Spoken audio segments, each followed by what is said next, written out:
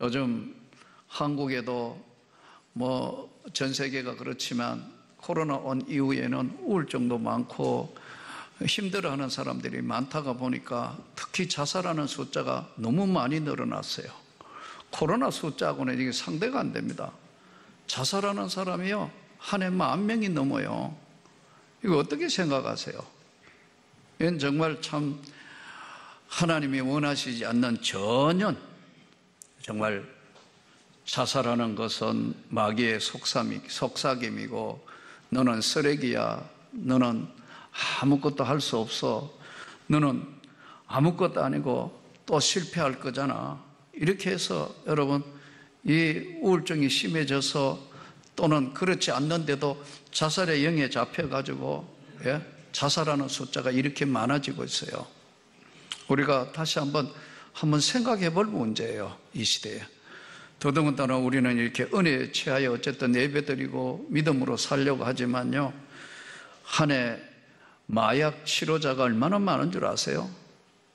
마약을 치료하기 위해서 전국에 21군데 마약 치료소가 있어요. 근데 이거 한번 시작했는데 끊기는 정말 힘들거든요. 이런 참 파탄난 정말 이 무시무시한 세상을 살면서 우리가 이 세상을 살아야 될 이유가 뭔가? 오늘 히브리서 말씀을 이제 오늘 말씀을 우리가 읽은 대로 살아야 될 이유가 뭐냐? 이 땅을 살아야 될 이유가 뭐 있어야 사는 거 아닌가? 그냥 사니까 사는 것인가? 살아가야 될 목적이 분명하게 우리에게 있는 것인가? 이 히브리서를 오늘 이 본문을 이해하기 위해서는 여러분 히브리서하고 맞은편에 있는 베드로 전후서를 중요하게 봐야 합니다. 베드로 전후서의 주제가 뭐냐 하니까요, 하나님의 영광을 바라보는 삶이에요. 그 이유가 뭐냐 하니까 베드로 전후서는 큰 핍박의 시대를 배경으로 하고 있어요. 로마가 300년 동안 예수 믿는 사람들을 처절하게 응징하고 죽이고 가전 박해를 다 했어요. 300년 동안. 근데 이 성경이 기록될 이 당시에 예수 믿었다는 이 한 가지 이유 때문에 짐승의 밥이 됐어요. 굶은 사자들한테 밥으로 사람을 주니까 안 먹으니까 양의 가죽을 입혀가지고 양의 피를 묻혀가지고 우리에 던져 넣어서 짐승의 밥이 되기도 하고, 인간이 얼마나 잔인하나 하면요, 톱으로 켜서 죽였어요. 사람을 예수 믿는다고. 그리고 전 재산을 빼앗고 노예로 만들고요. 이유는 딱 하나, 예수 믿는다는. 그러니까 어떻게 돼요? 베드로 전후서가 핍박받는 그 시대를 살았기 때문에 세 가지 반응이 나타납니다. 하나는 순교. 절대로 주님을 배신할 수 없으니까 순교했어요. 또 하나는 이거 현실적으로 살아야 되지, 안 믿는다 이렇게 이야기하고 속으로 믿으면 되지 않냐? 속으로 안 볼 때 이렇게 기도하고 속으로 믿으면 되지 않느냐? 공식적으로 부인을 나는 더 이상 예수를 믿지 않는다, 십자가를 밟고 지나가기도 하고 이렇게 해서 배교하는 상황이 벌어진 거예요. 살아야 하니까, 자식들까지 죽인다 하니까 배교.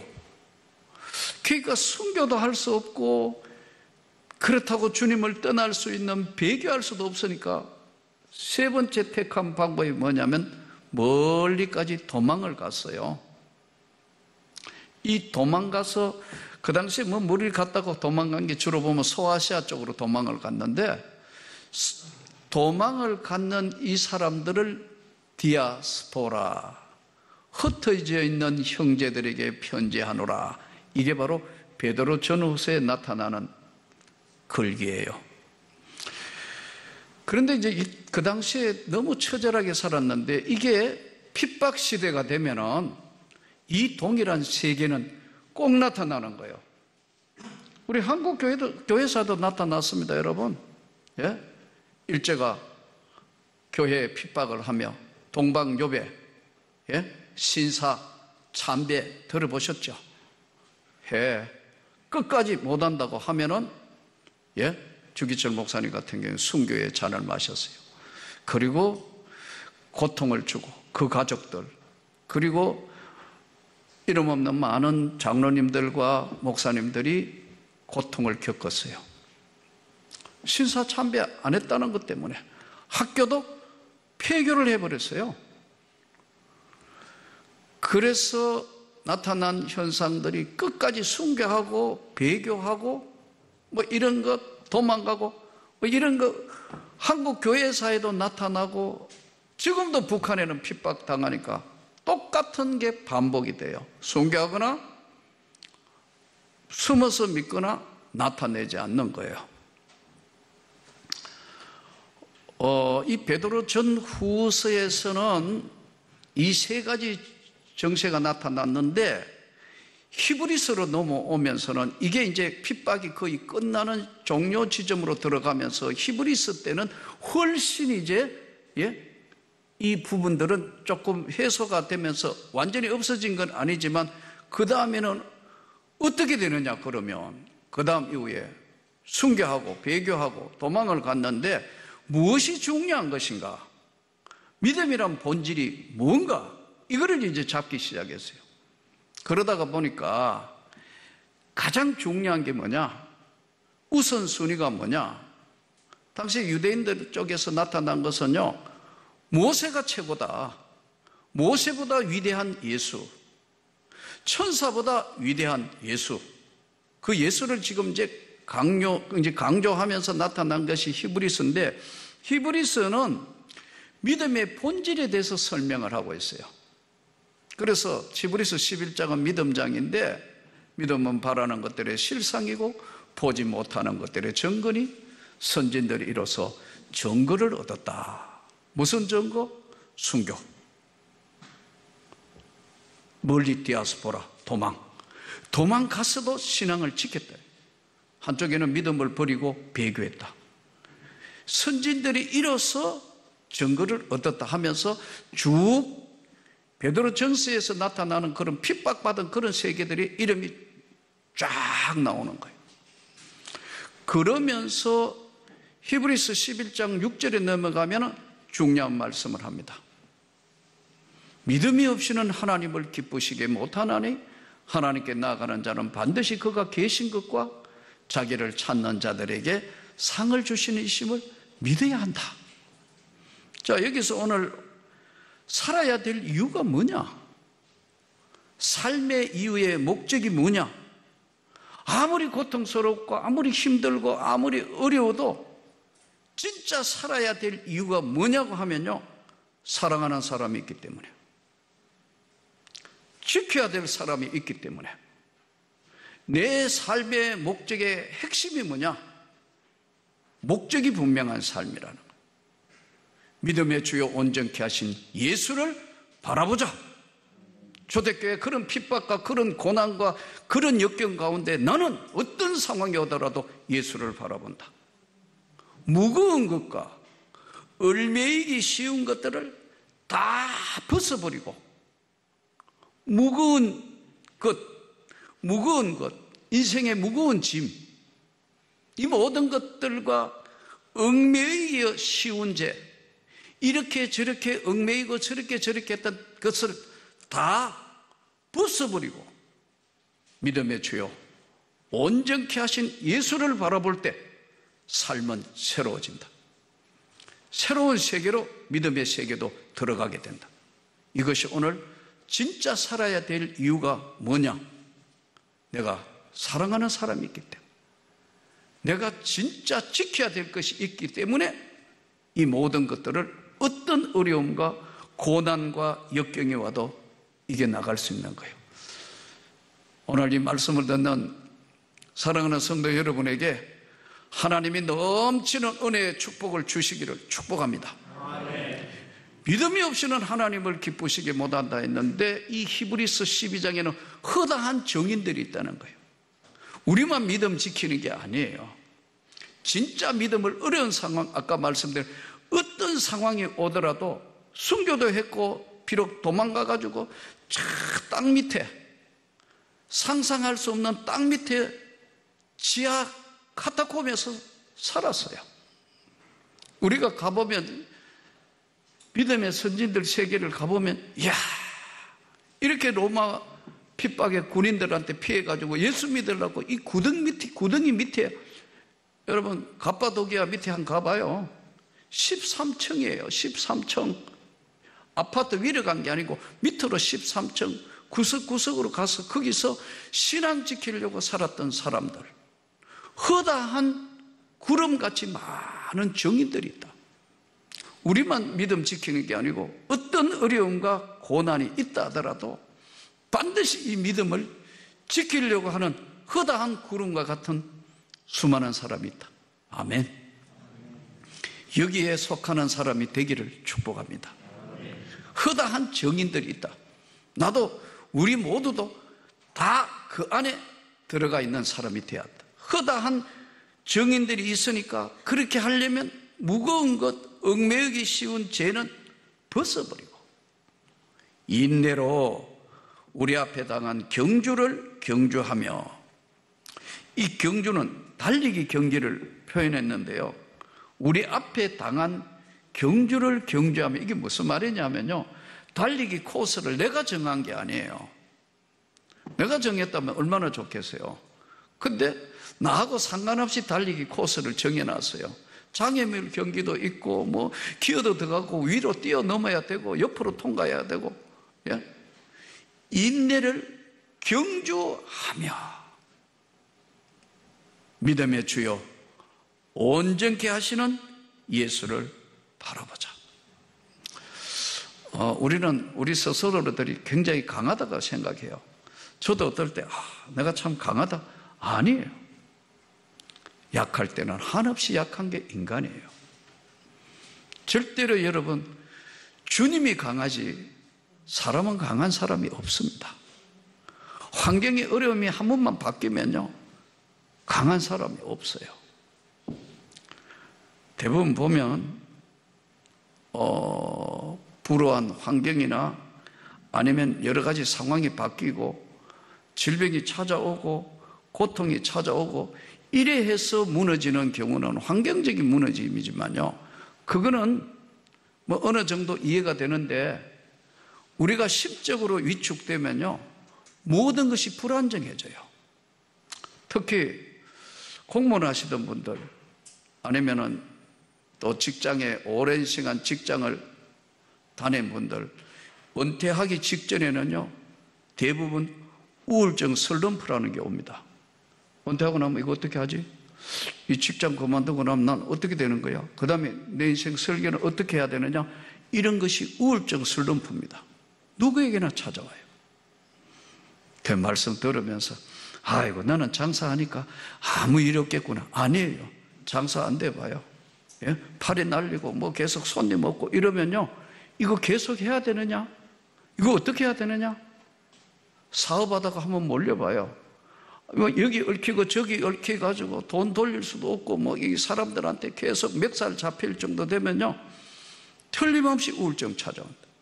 누구에게나 찾아오는 우울증 슬럼프인데, 이게 한 고비만 안 넣으면 돼요.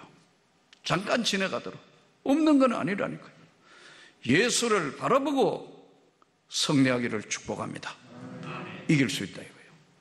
비법을 설명한 거예요. 비법을.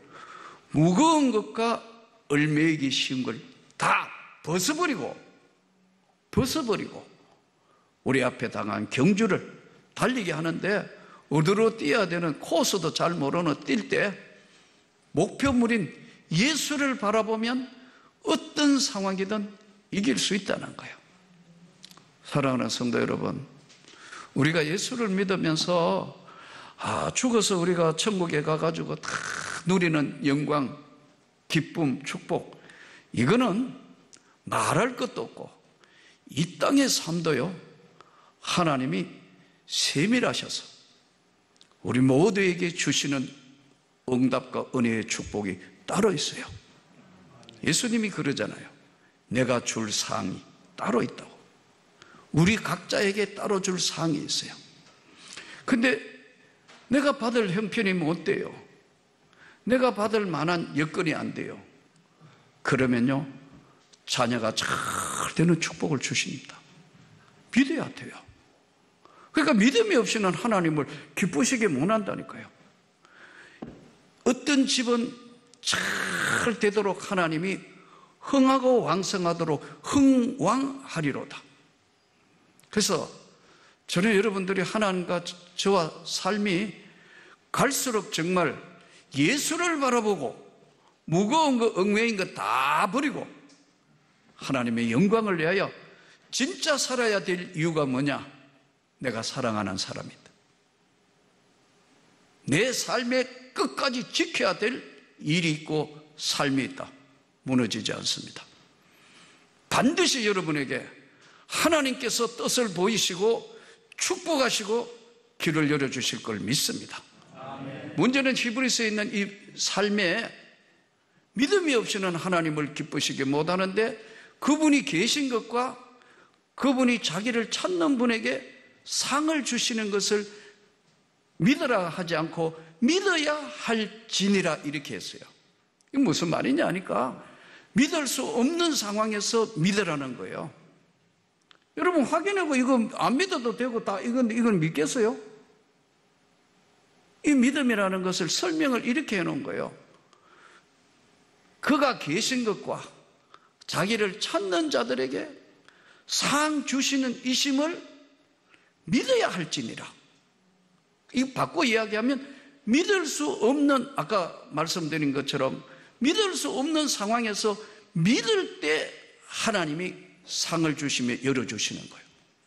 나는 여러분의 자녀들이 정말 한번 우리를 딛고 잘 되기를 축복합니다. 흥하는 놀라운 축복을 믿음의 주여 온전케 하시는 예수를 바라볼 때 축복에 놀라운 세계를 열어주시고 은혜를 베풀어 주시는 거예요. 사람이 진짜 살아야 할 이유, 사랑하는 사람이 있고 지켜야 될 것이 있고 기도해야 돼요. 간절히 기도해야 된다고. 제가 교사 시절에 제가 젊은 날 학생과장을 맡았는데 교무과장이 계셨어요. 교무과장은 동국대학을 나왔어요. 불교대학이잖아요. 거기다가 집 자체가 다 불심이 강한 집이었어요. 강원도 분이었는데, 근데 이제 딸이 2명인데 아이들이 참 예뻐요. 근데 이분은 왜 그렇게 아들을 원하시는지 모르겠어요. 참 그렇게 아들을 원했어요. 그래서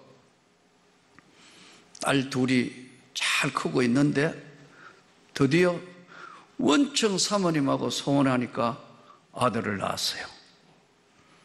얼마나 좋았던지 이분이 새벽에 아이를 낳았는데 애 놓고 난 뒤에는 우리 집에 쫓아왔어요. 애 낳았다고. 여러분, 잠자는 새벽에 와가지고 아들 낳았다고 막 자랑을 해요. 그래서 이제 갑자기 찾아왔으니까 나는 학교에서 무슨 학생 사고가 났는가 싶어 나갔더니, 예? 아들 낳았다고 너무너무 좋아하는 거예요. 좀 머리가 띵 하더라고. 아니, 이따가 이야기해도 되는데, 근데 그만큼 기쁨을 감추지 못해가지고 저를 찾아왔기 때문에 축하한다고 그랬어요. 근데 그 이후에는 애 이야기를 안 해요. 한 달이 지내도 2달이 지내도 몇 달이 지냈는데도 애기 자랑을 안 해요. 어떻게 얻은 아들인데. 나중에 보니까 이 아이가 지체장애자예요. 정신적인 것도 있고 몸도 지체장애 같아요. 참 보니까 너무 마음이 아픈. 내가 알기로 거의 방에서만 키웠어요. 그것도 장장 22년 동안. 22살에 그 아이가 세상을 떠났어요.